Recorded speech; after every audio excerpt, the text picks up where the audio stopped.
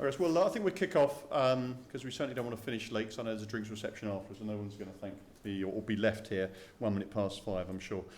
My name's Simon Fruscia, Director of Operations for EMEA for a company called TalkPoint, a business webcasting company. I'll introduce the panel, get them to introduce themselves in a minute. So what we're talking about today, strange title, using video to strengthen brand identity, corporate culture. What does all that mean? No idea, I'm going to ask these guys. But no, what we're going to see really is look about trends in corporate video usage. And what it means is that if you're webcasting and you do it wrong, what does that damage your brand? Or if you're not webcasting, well, hang on, are you hiding something here, guys? So I just want to explore those things. But really, with the panel I've got lined up here, great cross-section from integrators through to venues, through to some consultants, and some SaaS-based tools as well. So hopefully we're going to have a nice lively debate. I suggest that we probably take questions at the end, but if you want to hop in, just stick a hand up, let's keep this free-flowing. If we finish early, great. If not, we will definitely be finished by 5 o'clock. So just to recap, so my name's Simon Fruscia. In a previous life, I joined TalkPoint, which was 3 years ago. I was head of audiovisual for BT and built their streaming studios and head office facility. So I've been webcasting for about 16, 17 years. So kind of been there, done that from an operational standpoint. What I'll do, more important to me, is introduce the panel or introduce themselves. So Matthew Mizik, over to you if you'd like to introduce yourself and hand it down the line. Hi, yeah, I'm Matthew Mizik. I'm head of AV at the Royal College of Surgeons of England. We've been webcasting since about 2002 with various platforms, but we've been using a newer platform recently which covers social engagement tools, and we're finding it to be quite popular with our clients. Hi, I'm Chris Lloyd. I'm with a company called 27 Partners, and we aim to bridge the gap between corporate communications and IT. So implementing solutions for corporate communicators in large enterprises in such a way that IT are happy, but corporate communications also get what they want. Hello, I'm Harish, Senior Product Manager at Mixmove. We provide cloud video editing solutions. We have a technology platform that lets customers build products and services based on online video editing and video rendering.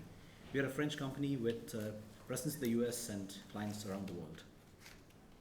Hi, I'm Peter Rugg. I've run I started off the AV support at UBS some 26, 27 years ago. It grew from a tiny team of being me up to a large team of 22 people, large spend per annum. In the last couple of years, I've actually moved away from the operational running to pick up a new project, and that's running UBS's new headquarters in London, which is a huge building of 7,500 people, an awful lot of audiovisual support needed, and inside that, an increasing level of streaming and webcasting requirement needed. Hi, I'm Neville Bounds, Sales Director of Feltec. We're an audiovisual and broadcast systems integrator. We have many different types of clients, from the corporate sector to broadcast, small studios, and also we offer managed service where we have our staff based on clients' sites running their AV systems for them. We've been using streaming solutions probably since the late 90s, so we've got a lot of experience as well in actually integrating these systems with different types of client sector. Oh, okay, thanks guys. Well, we'll start off talking about, I think, trends. And for me, that means trends of, are more people doing it live? People moving to more of an on-demand or growth? So, Neville, one for you if I may. Obviously, from an integration point of view, people come to you and say, build me a studio. I mean, as you say, traditionally they've been broadcast studios, but more and more, presumably, that's got a streaming element bolted into it. I mean, yeah, very much so. I mean, it's actually very much part of the standard build now, rather than a bolt-on later on. It's the way that studios are operating now is very different from that of 10, 15 years ago, where the corporate sector are very keen to have a small two-camera chroma key studio, for example, based at their HQ in Canary Wharf or the City of London, to save the CEO going down to Sky or BBC to do stuff from there, particularly during the results season as well. So streaming is very much part of the standard build of the studios that we put in, and actually it's expected now rather than as afterthought. And is that what they're streaming out, a mixture of going to external audiences, internal, a bit of both? Everything, actually, yeah. Obviously, they can choose what they do, but yeah, if they're going to go external streaming, then they have to make that a part of their internal offering as well. And because they're all international organisations, it's important that all their offices around the world can pick it up too. So, Nev, staying with you if I may. So, in terms of production values, I mean, who's on the end of the camera? Who's on the end of the kit? I mean, are we seeing, professional in-house AV guys? I mean, outsourced? Who's operating the equipment? I think we have gone through a phase of, oh, well, Terry's got a camera at home, so he can bring it in. And we've seen results of that, and it's pretty horrific. So I think you have to have a minimum standard of production values with these kinds of things, just as if you were doing it in a real studio. So if you're a corporate in the city, for example, you cannot afford to have any kind of amateur operators, shall we say, and it has to be a minimum standard of either the in-house AV team, or often as we do, we bring in freelance cameramen and directors as well, actually. We found that the use of a director as part of our offering is really important because, we've seen the results without him. So I think it's actually quite important that people take it very seriously. And he's able to be a very good liaison and take control of the situation as well, particularly when it's quite a high-powered CEO or senior management team involved as well. So, Harish, one for you then. Obviously, with your SaaS-based platform, you're dealing with the content that is now on demand. But where's that content come from? Has it come from a live environment in the first place, or is it someone shot it on their iPhone? I mean, where's that content coming from, and where's it going to from when you're publishing it? Yes, in this case, just as he was saying, we have companies producing content professionally, and then this content being repurposed or put together for a different audience. Let's say on their website as a highlight video or as a small introduction to what the company does. In this case, most of the content is from the company's own production team or from another external professional team. Now, what we use, or when our technology is used, is when someone in the company wants to put together a new version or a specific version based on this content.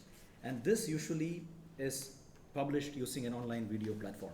So the typical workflow that we have is either there's a live event on which people want to make small modifications and publish it on their website on demand later. So online video editing comes in. Second is with the workflow itself. Today most companies have a content management system to store video content, let's say that's professionally produced, and an online video platform to publish this content. And whenever a group, be it corporate communication or marketing or even support, who wants to create a video out of this, when there is online video editing browser-based systems integrated to the CMS as well as to the video platform, it becomes much easier to, one, source the content online because it's already uploaded, and then edit it online because the solution is available in the browser, and to publish it back, again, directly online to the video platform. Just sticking with you, Harish, if I may, we're talking about brand identity, protecting brand. Does someone police that with your client base saying, okay, you can't publish it until I've seen it kind of thing? I mean, is that something you're seeing, or it's like published and like, no, what are you doing? Take it down. It's going to be on Watchdog next week kind of thing. Right. Is it policed from your That's an interesting question, because yes, when people who are aware of the brands and the need to protect them, there's always an approving authority, or at least a team someone who does it, let's say does the cutting and the piecing together, and someone who approves it. The advantage with an online solution is that there is a method of approval built in. You can preview before you actually render or publish, and the approving authority can see it online before any video rendering is done. An example is where I can relate the story of a media company who wanted to separate the content that's on their website and the content that's syndicated to YouTube. So what they wanted to do is marketing wanted to ensure that any other video that went onto YouTube, even though it's produced inside, they wanted to add an intro and an outro and a watermark on it. So they use, for example, automatic solutions to ensure that anything that goes outside of the company's site or being syndicated is protected like this. Thanks, sir. So we move on really again, we're talking about brand reputation a bit here. So for me, that's the fear of doing, perhaps, or not doing. Matthew, I mean, you run a venue which, as well as being a medical venue, it's a commercial venue. So, what's your experience? You've been streaming quite a while there now. When clients come into you, is one of the fears of, and I've got a story from Kevin who's not with us as well, I'll share as well, but what's your experience with your clients coming in? Do you have to drag them kicking and screaming these days, or is that hopefully moving in the right direction for live streaming? I think being educational, I think a lot of our internal sort of senior people are not feeling up to speed with social media as it is at the moment. So we do have to drag them kicking and screaming a lot of the time, actually. It's based around fear of failure, as we were talking about earlier. Not just technical failure, but also broadcasting something which might be detrimental to brand reputation. So we do find that. Yeah. So, but is that in terms of because they're just not confident in the camera? Whatever I'm saying here is going out. Oh my goodness, it's out there forever, kind of thing. Is that? Yeah, I think we've got a big list of terms and conditions with our webcasting product, and that covers all kinds of things like copyright, intellectual property, Human Tissue Act. We deal with a lot of patient confidentiality issues. Sure. So there are some concerns like that something goes out, somebody's got a slide where a patient is identified who hasn't given permission to do so. Right. That can be an actual legal issue afterwards. So we have to present those terms and conditions beforehand, and that can actually put the client off straight away. Sure. So you're not, but it's not like the old health and safety thing a few years ago. You're not putting barriers in the way. No, we're telling them about it, but right. yeah, it does raise a few eyebrows, and people start thinking about it, and we'd better not. It does occasionally put them off. Yeah. So does that mean that are people more warmed up to the idea of, well, maybe we won't stream it live, but we'll put it on demand afterwards when it has been sanity checked, etc.? I mean, you've seen that as a trend. Bear in mind the last sentence you just said. So. Yeah, definitely. Well, what we tend to do is we give them the link and they can broadcast it or not. It's up to them. Right. We don't have access control on it yet, but it's something we're looking at. Oh, okay. So if you did have lockdown security across it, that would be more of a... It would be more palatable. Appealing. Okay, interesting. Okay. Chris, from your point of view, obviously you're working with a number of large corporations and kind of designing, I guess, from the ground up, or their requirements from the ground up. So, from your point of view, I mean, people doing it, not doing it. I mean, what's your experience there? I don't know. People are very. They're at one extreme or the other. Talking about some of the things from earlier about, do you just allow anyone in your organisation to upload content onto your intranet that they create, or does it have to be very, very carefully curated? And I think organisations I work with are one or other of the extremes, which depends entirely on the culture of the company. So some organisations, it's just in their nature that they just want everything to be very, very professionally produced, post-produced, very carefully directed, nice lighting, proper professional directors and cameramen, and beautiful soundtracks and overlays and all these sorts of things. And they take a very long time to make, so they don't make very much content. But the content they do make is absolutely on the money with the message and all that sort of thing. And the other end of the spectrum, you've got companies who have internal video platforms through SharePoint or however it is that do have upload buttons that anyone in the company can reach, and they can upload content. There's no, it's internal access control, but anybody can upload anything and send it to anybody else, or it's wide open for other people viewing. And both of those two systems have their merits, but certainly from a corporate communications point of view, talking about the brand, if you're that kind of dynamic, public-facing company, you work in nutrition or it's sports or something like that, and you've got a big public brand, then those companies tend to just allow it to be a huge free-for-all, because in a very, very large company, let's say 40 or 50,000 people, you've got great TV personalities inside your company, but you don't know where they are, and you're not going to be able to find them, and so just allowing people to create great content, however they want to do it, even if it's sort of amateur, home video camera stuff, you'll find these people passionate about the organisation will create great content that people want to watch, that tell your story better than you could have done. So that can be very, very powerful, but you've got to be that kind of company, a company that's at the other end of the spectrum can't force itself to be this sort of very social media kind of company. But if you are that kind of company, you should certainly do it. Okay, so a mixed bag of your experience. There's a mix, yeah, it's very tricky. Peter, obviously you're in the financial world and have been for a long time on the AV side of the fence. I mean, one of my thoughts is, as I said earlier on, if you're not doing it, are you hiding something? So if you're not broadcasting your annual results or whatever else, well, hang on, you got something you don't want to tell us, guys?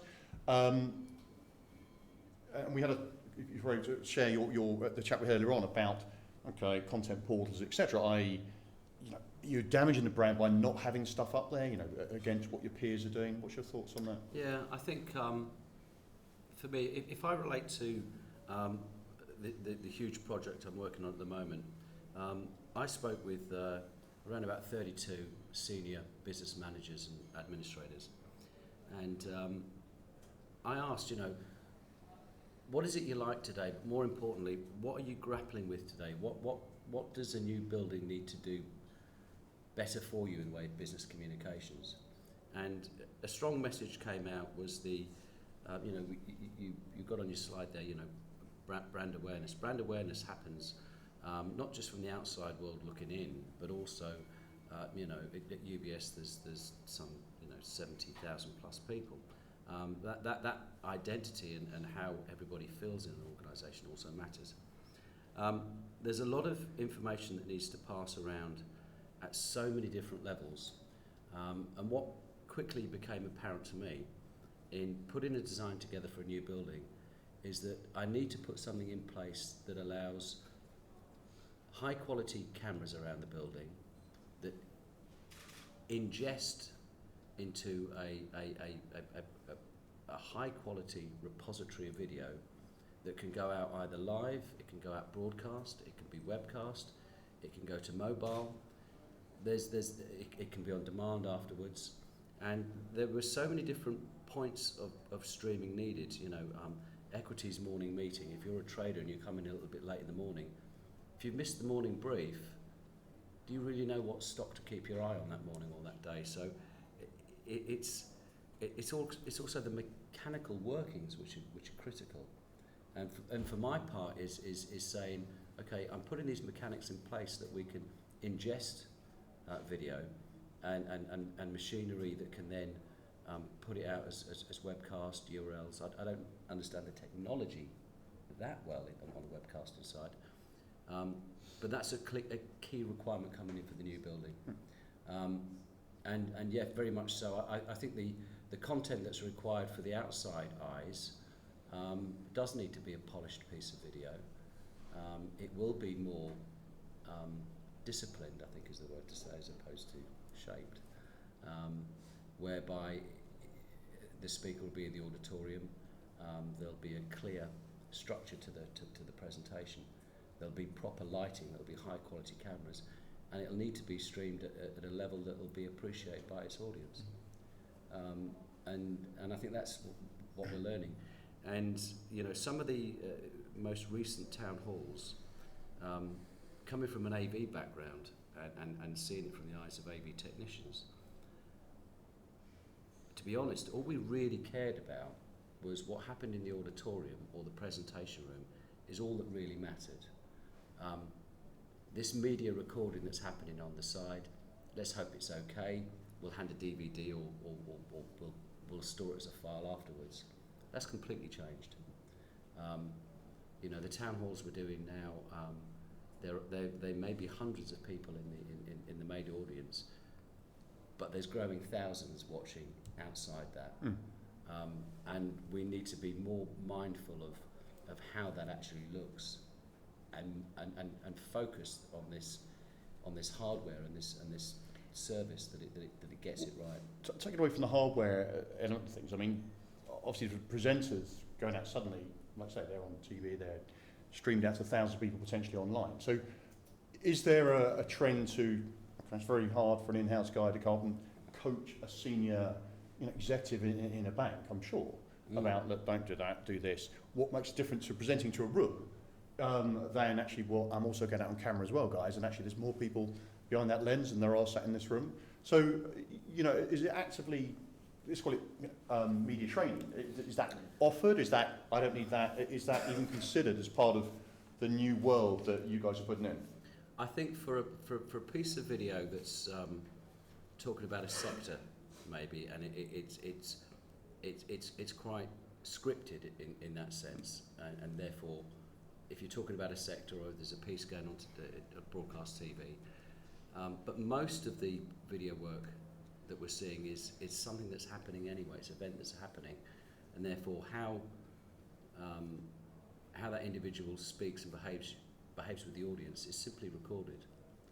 So very little change. There's post-editing, of course, but no is the answer. Most of it is, this is what's happening, this has been captured, and now other people can see it. Again, there's not a fear then of what's going out, which is great. So, No. but you touched on there, and maybe Chris and Nev on this one, internal brands. You know, for me and a number of clients, yeah, great, want it live to the whole company, whatever else. Okay, interactive Q&A. Oh no, people can ask the CEO a question. So okay, well, why are we doing this live?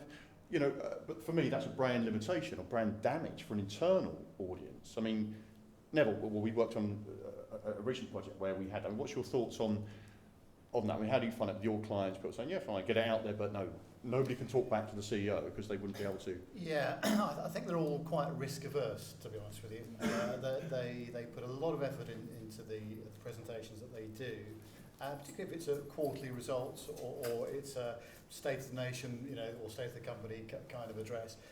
Yeah, they're very risk averse, and whilst Q&A and some interactivity would actually be a great benefit to them, they've got to make the decision about how comfortable they are with that. And if they're not comfortable with it, or they think that the risk is too high, they might be asked an awkward question or something which they're not properly prepared for, then they will choose not to do that. So that's actually restricting the interactivity a little bit, but I think, as I say, because they are risk averse, it doesn't come naturally to them to open up that forum. That varies between companies, I'm sure, but our recent experience is one of people not being that keen to do it. So, in fact, Chris, I'll come to you on that. But in terms of, you know, where the push is coming from, is it the CEO going to the communications director saying, we've got to do this, or is it from the technician saying, we can now do this, by the way, Mr. Comms Director? You know, where's it coming from? Do you see a trend in that, or is it just like comes from all angles, from your point of view, Chris?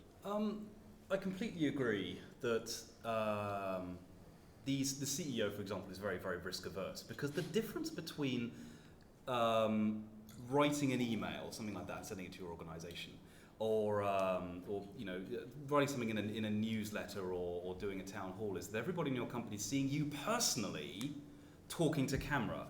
There's not the company now between you and the person you're talking to. It's actually you on stage talking directly to your employees, and they can see you and they know your name. In very large organisations, the sort of, you know, the huge companies like, you know, the Wells Fargos and Siemens, companies like this, hardly anybody knows what a CEO even looks like. They're so far away from what's going on, you know, up in the boardroom, that you've got these sort of levels. And so those sending out an email to everybody, that's quite safe. Everybody gets to, you know, check the email. It goes through lots of different kinds of things. The message gets tuned and so on. When you're doing a live broadcast direct to camera, everyone's looking at you and asking you questions. And you've got to sort of dance between being yourself on camera and, you know, saying, yeah, this is what I think we should do with the company, and thinking, does my board, you know, the board think that, you know, what did my head of corporate communications tell me to say? What did my PR people tell me to say? My brand guy and said it was something about, you know, looking directly at the camera. Was I supposed to do this? So it's very, very, it's risky. They're risk averse because it's so different to everything they might have done before in the past. So I think media training is absolutely key to get people really comfortable with this, talking directly to people. Because if you can get your CEO to do it, and it has to be the CEO. The CEO is not going to say, well, I'm not doing it, but I'm totally fine with all my direct reports doing it. If a company is going to do it at all, it has to be the CEO. The CEO has to be on board with that. Head of corporate comms has to bring the CEO and say, right, media training, this is what we're going to talk about, and they're going to do pieces to camera, and he's going to get very, very used to this. I'm going to do Q&A, I'm going to plant some questions in the audience. They're going to ask you a question, but you're going to know the answer. And some CEOs, especially the ones who have come up through the sales organisation or the marketing organisation, which a lot of CEOs do, are just better in front of a camera. They'll just be there passionately, you know, name dropping all these important people that they know in the government for their defence contracts and stuff like this. And they'll have great fun. They'll talk passionately about their company. If you don't have that kind of CEO, you probably shouldn't try and push them into doing that. You shouldn't do it live. You should do it on demand. You should be able to edit it. Maybe you can do this sort of simul live. These kind of various technologies allow you to replay an event as if it was live, like you log in at 5 minutes past 9. You automatically move 5 minutes into the presentation.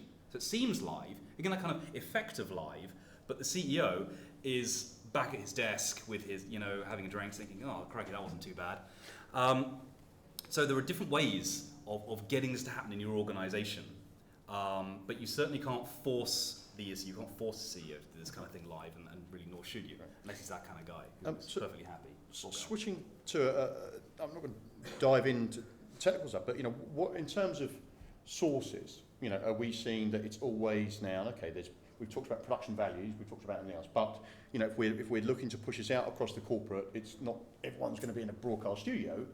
Hang on, where's my webcam kind of thing, or whatever else. So, in terms of endpoints, Neville, I'll start with you, and I'll come across everyone here. Do clients always want to walk into a polished studio, or they, as long as there's a camera and a mic, depends on the level they're at? I mean, what are you seeing there? Yeah, I mean, a lot of the companies we're dealing with have got quite high quality meeting rooms which lend themselves to, some nice lighting and a couple of cameras and a small crew, and that works pretty well. In terms of, so from the content creation part of it, it's reasonably straightforward. I think the issue is on the endpoint side of things. We've got a number of clients that prefer people to watch it at their desk, as it were, whilst they're doing their normal work. So if you've got a address from the CEO, which is going to last a quarter of an hour, it pops up in a little corner of your screen. But we have other clients who prefer to have more of a set piece. So there's a 20-person meeting room, everybody turns up in there, and there's a display. But what you're saying is basically higher production value still there, but not saying immediacy of, I've got to broadcast my team now, here's my webcam, off I go. From your client experience, yes, it's higher end production values. Actually, if you keep the bar high, then the results are really rewarding. If the bar is set too low, it doesn't take very long for it to go off the rails, and in fact it won't come back on the rails because you've just not set the threshold high enough.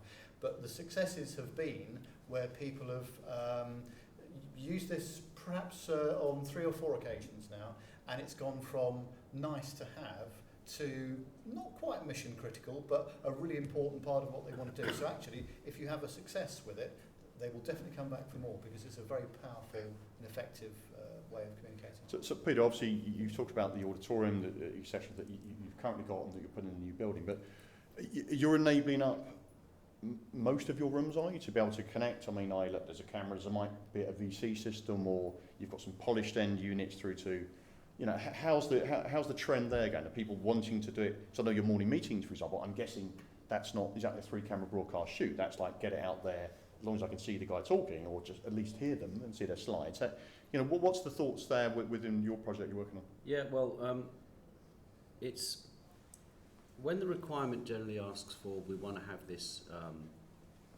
streamed.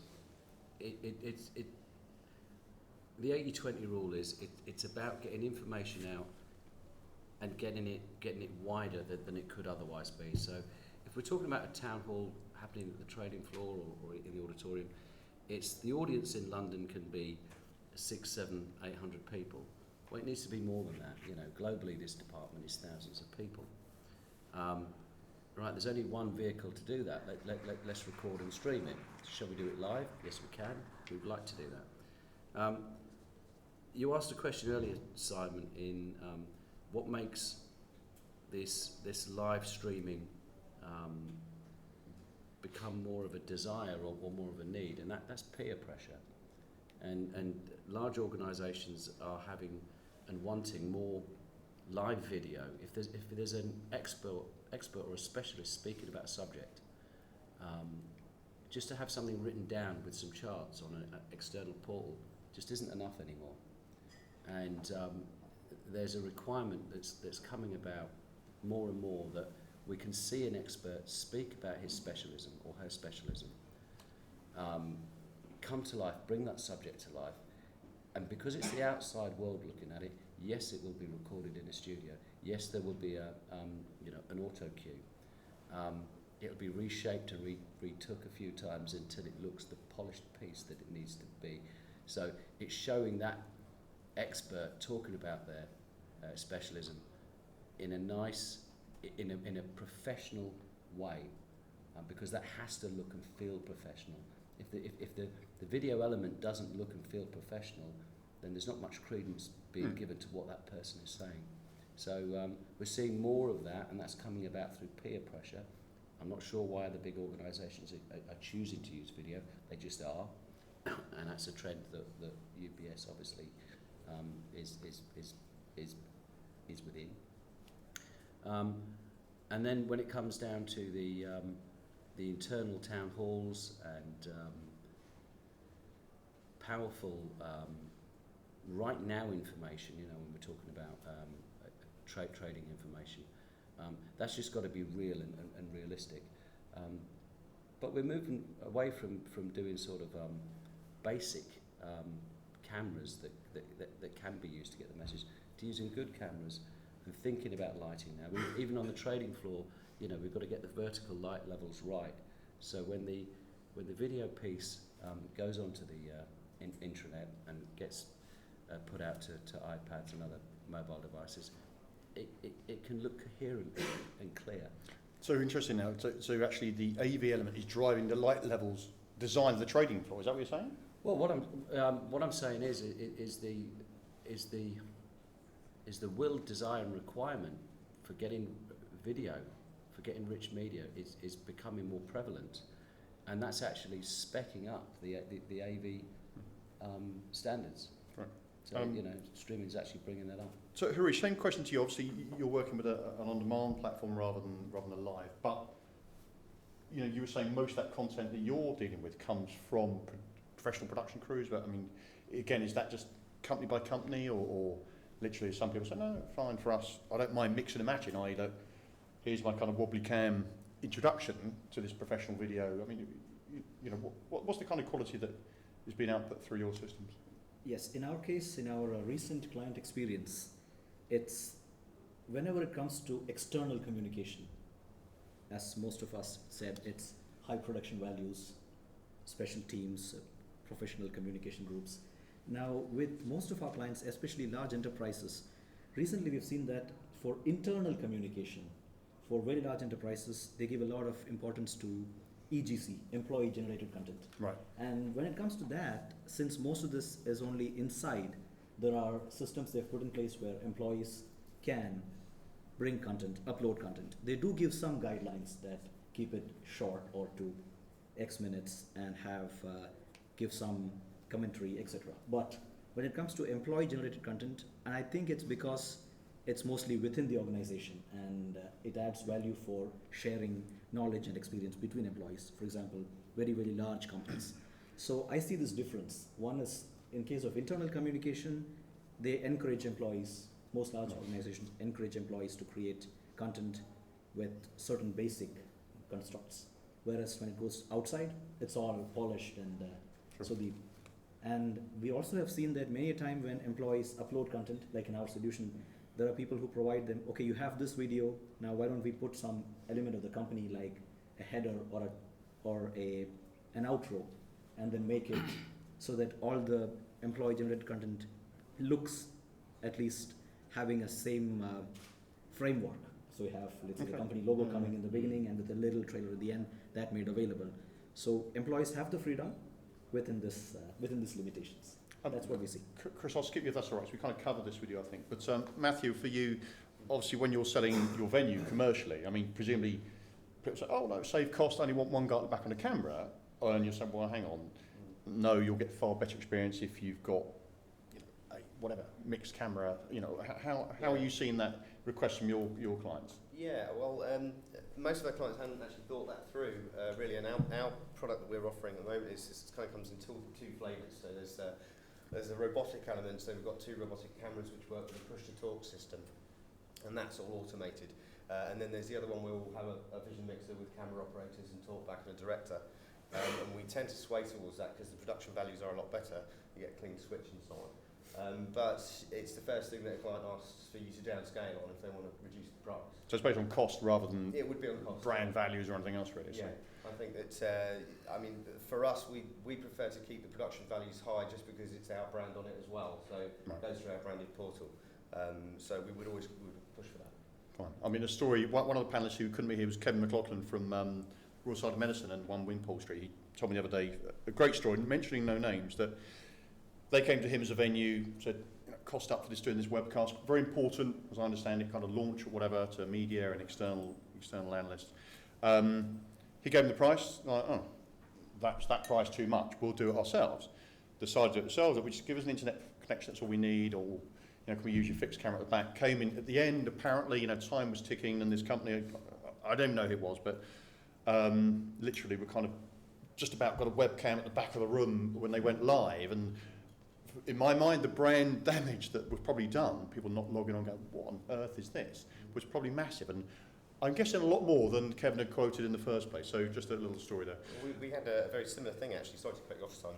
But we had a client come in and they bought a massive server. They wanted an internet connection to do it themselves. Right. And we had one of our IT guys on it until midnight the night before, trying to get it through their firewall.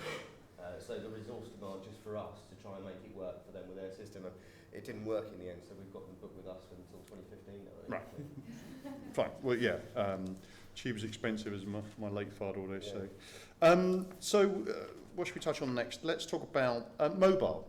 We've all got whatever in our pocket mobile-wise. I mean, in reality, are we seeing more people in a corporate environment, we're sticking to that story here, viewing live content on their mobiles? I mean, is that a reality, or is it like, great, nice to have, but don't really use it much? I mean, how are we seeing that? In fact, Harish, talk about the on-demand side of things. I mean, your on-demand content that you then push back up to portals, is that to your knowledge being consumed on a mobile afterwards? Yeah, now for us, the way we integrate, as I said, is we produce the final video and then leave it to the video publishing platform or an online video platform or the company portal itself.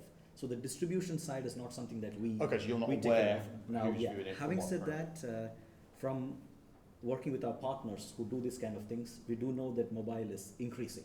Sure. Much more. For example, in the last 1 year, the mobile views, we do know that has gone up significantly within the enterprise itself. And Chris, obviously you're specifying systems out with companies. I mean, is that a given now that yes, it's got to work to mobile, or it's an afterthought, or not really care at this point? From a communications point of view, corporate communications point of view, if you're trying to reach someone with your message, you've got to put it where they actually are. So for example, if you're the kind of organisation, and I do this, I live basically in my email client all day. You live in Outlook. The video has to be there somehow. It has to be, if you're going to send a message to someone, it's got to come through, Outlook. Other kinds of people who might spend, who live in a call center environment, it's got to be in their call center application. You've got to sort of put it where they are.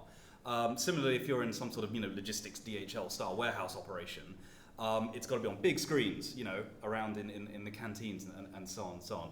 So with mobile, you have to do mobile because some of your workforce is mobile. Some of your workforce is going to be on a train or on a plane or an airport lounge or at home when they want to be watching the content. They won't necessarily have their laptop in front of them. So you've got to be able to do this stuff on mobile because that's the thing they've got in their hand when you're trying to do your broadcast. It's a bit like when the BBC launched iPlayer and people were concerned, we're going to lose the TV audience, they're all going to start watching it online. That didn't happen. They just gained another audience that they didn't have before. Same when they went to mobile and it became available on mobile. iPlayer on laptops didn't lose that audience. They just gained yet another audience who could now get the content where they were at the time they wanted to watch it. So yes, you do have to do mobile. And maybe the audience might be very, very small to start with, or it might be very, very large, depending on the kind of organisation you are. But from a point of view of getting your message across to the people you're trying to get your message across to, it's one of many things that you need as part of your channel to make sure you are reaching the people that you want to reach. So yeah, mobile's critical because otherwise you're going to be missing that part of your audience. Yeah. No, again, I mean, from my experience, we've seen a big uptake in mobile over the last few years, and it's a standard whatever that we do now. So.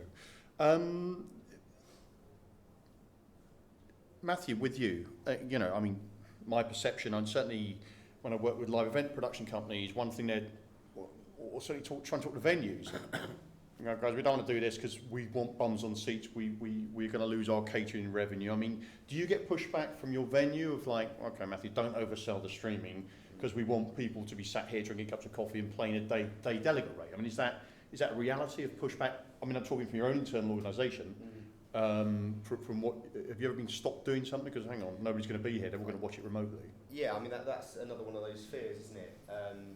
You've got your DDR, you've got your catering and banqueting profit generation. So anything like that where you're not going to have people coming to your venue, which is also your brand as well. So, you know, our brand, our Royal College of Surgeons, is kind of like a very London-centric organisation.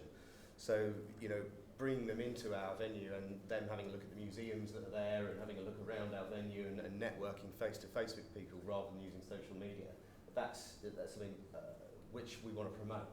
So to get people doing it remotely with webcasting, it's one of our obstacles that we're trying to overcome at the moment. Okay, but I mean, presumably, you know, if your auditorium, I don't know, sits whatever, 200 people, but then the webcast could be unlimited. I mean, is it not another audience, but like Chris touched on with the iPlayer, is that not potentially? Yeah, sure. I mean, the college has got 16,500 members globally, so we're trying to reach them with content which is going to you know, sweeten their deal on the membership. But one of the issues we've got there is another fear that you know, we have this kind of like old boys club kind of mentality. It's, you know, maybe one of the council members is going to say something that doesn't sort of represent the brand very well. So there's another fear there as well. But we are trying to get out to them, and there is a global market. Okay, interesting. And you see that from a commercial, when you're doing your commercial hires, not necessarily for the surgeon? Well, it's funny actually, because when we put the business case together to buy into the product that we invested in, the initial plan was to base it on doing council meetings, to the 16,500 members. They get their membership benefit by being a part of that, and perhaps even, you know, engaging with it, social media. But we had to change that and flip it on its side, and we did the whole sort of business case. You know, we get to use this; it becomes you know, cost neutral, and we get the benefit of it. But we haven't quite managed to get the internal usage up as much as we'd hoped. I'll flip that one again to Neville, I think, and Peter. I mean, Neville, you're designing building systems, studios, auditoriums, meeting rooms, whatever. Has the virtual space changed that need? Okay, we're going to put a studio in there we're not going to put those extra 4 meeting rooms in because less people are going to be here. Has that changed that thought or not at all? It varies, I would say, between one client sector and another. The real estate office space is extremely precious. The prospect of having a small TV studio, which you could do in a space half the size we've got here, without too much trouble, means that the IT guys haven't got enough room to have all their operations in, or the corporate team have not got enough space for meetings or events. I think that people do become a little bit precious about it, but actually you've still got to, and it just comes back to the overall theme we've all been talking about, is that it's got to be professional. If you are going to do this, you have to make it professional. It is not good enough to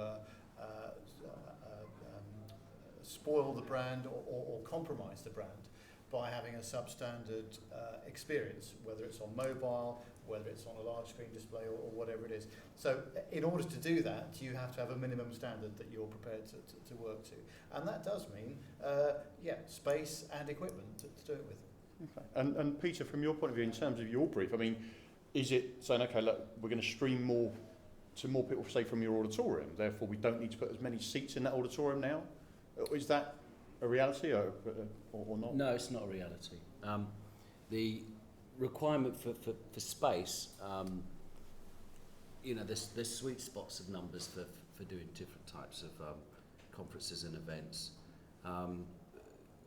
The business justification for a large auditoria is how many do you do a year and how much do you spend going outside to do that. And therefore you very quickly do the math as to whether it's going to wash its face with the amount you spend on external hire. Therefore there's a requirement inside the organisation. And therefore you find the numbers that those events typically can go up to, and you fit the requirement to that. Thereafter you add in the media recording and the streaming capabilities to go to whatever size audience after that. But I've not been in any strategic conversations where we have said we don't need presentation rooms this size because the audience can now see it through streaming. Right. That isn't happening. And the same way, you were speaking about mobile, the reality of life. I guess we can all see the benefits of picking up on stuff from mobile devices. The upshot at the moment is there's very little that's going onto mobile devices, whether that's more reasons or just a risk of proliferation out there. If it can be picked up by a mobile device, it can't really be that safe, and therefore people around the globe are coming to work and then they're clicking on their desktop and they're catching up on what's happened in another country whilst they're at work, or on such a secure connection at home on their desktop. So I think we're yet to see mobile really kick in and work.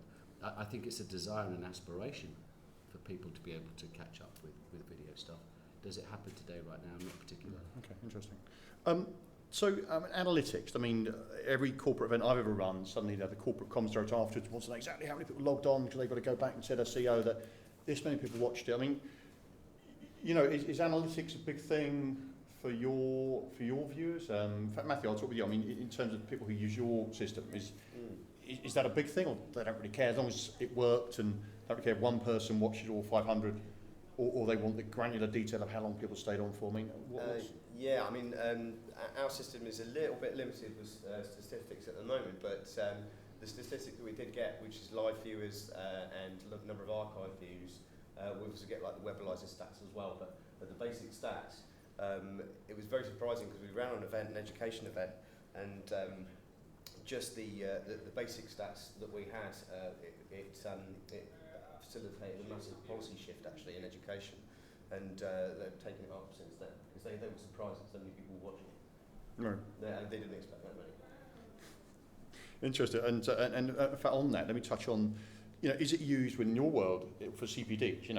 Do you have to certainly log on, do so many hours, I don't know, to maintain being a surgeon? No idea how these things work. But, do you see it used for CPDs? So I know that Kevin is doing it at RSM, but I think he's got access control on his. It's something as I said, we're looking at for ourselves, but we can't currently measure how long somebody's watching it and whether they stay on there or they'll do some kind of interactive test afterwards.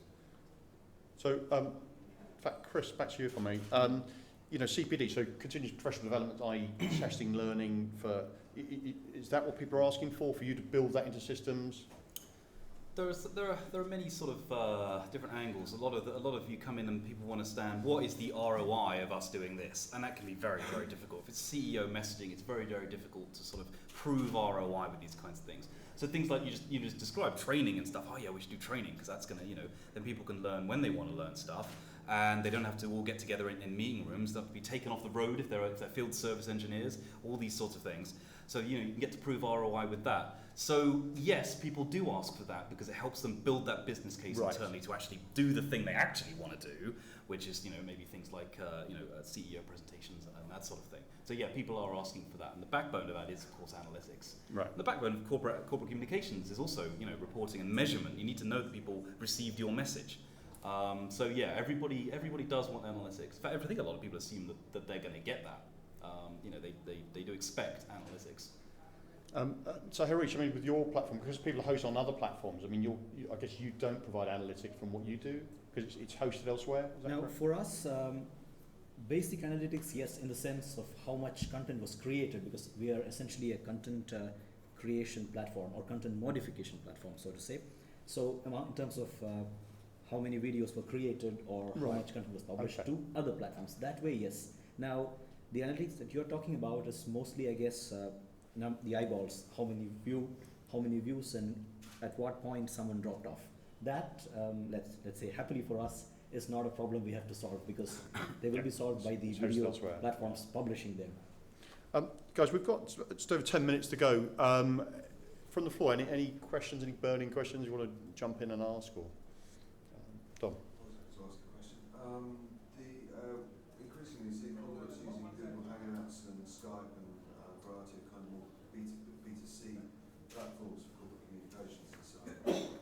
And particularly as Google Hangouts starts to get more familiar with the corporate environment, do you see YouTube being an inevitable place for corporates to store their online video and to use as their distribution platform? I think historically it's been perceived to be a cheap way to do it, but ultimately governments are going that way, which is going to sort of free pass for more and more corporates to do it. Do you think that YouTube is going to become a big player in the corporate video space? Harish, 'cause I know your platform publishes to YouTube. Yeah, I have probably a little note on that because, as I said earlier, the case which I gave of this media company which wanted to syndicate video, and they did use YouTube as they had a YouTube channel, and they had this little rule which they wanted to apply.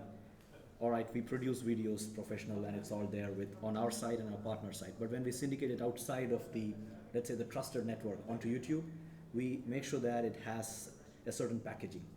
So they want to keep that brand, let's say, look and feel, but use this distribution channel of YouTube. And you're right in the sense that it's very wide and you can. They only want to use it carefully. So we have experience of clients who use this, albeit carefully. And Google And, Hangouts, yeah. I mean, on the other one, I mean, is that, you know... That one, we have seen cases where people, use one point where, let's say, salespeople, to convince their potential clients, if you want to put together a neat, quick video, you can always use an online tool to make it and then share a link. That is one.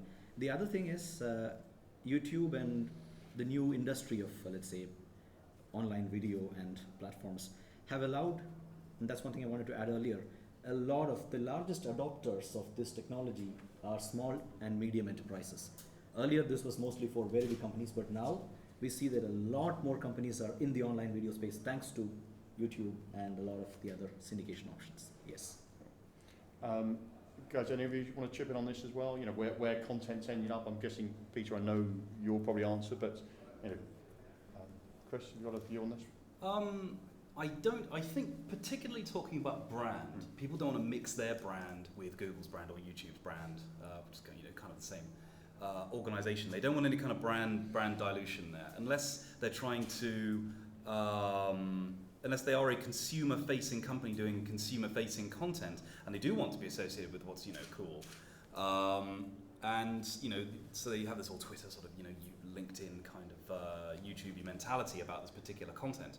But if they're building something like a learning platform, for example, and it's their own content, like you're a bank and you're trying to syndicate content out to other organizations, it's got to be your brand, the blues or the greys or whatever it is that you're using. And you have to have that sort of brand recognition when you're using these services. And with YouTube, you don't get to have it quite the way you want it. On the other hand, YouTube is a very quick and easy way of getting your content out there. If you want to upload content and send it to people and so they can see it, it's a way of getting around your IT organization.